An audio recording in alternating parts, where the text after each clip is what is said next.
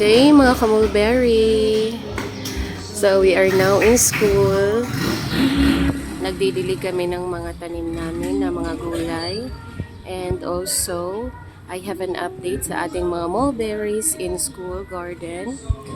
Ito na po yung ating mga bunga. Kung nanonotice ninyo, malalaki at red na po yung mga bunga ng ating mulberries. Kagaya nito, nag-red na po sila. Hopefully, fully ripe talaga dahil meron na tayong mga bata na gusto nang tumikim sa ating mga mulberries. Baka kunin nila in advance, hindi pa fully ripe and wala na dito sa puno. So ito pala yung mga classrooms namin. Ganyan.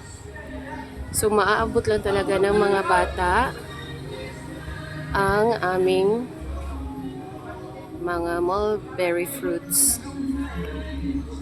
So, ito yung mga fruits ng ating mulberries dito. So, marami nang naiintriga ng mga bata kung ano itong mulberries.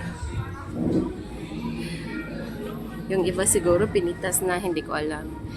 Kaya nga nung unang pruning wala akong update sa ating fruits dahil nga naubos na ng mga bata yung mga fruits na hindi ako nakapag-video.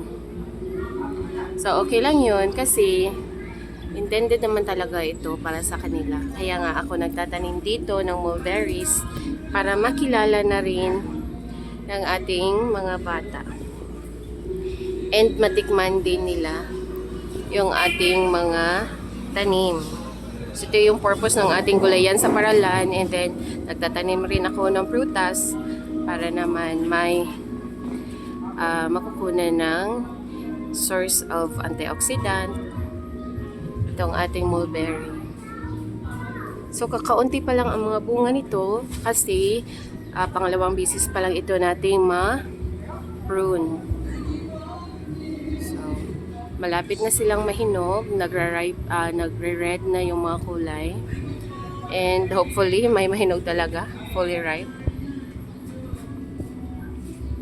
Kasi nga, excited na yung mga bata makatikim.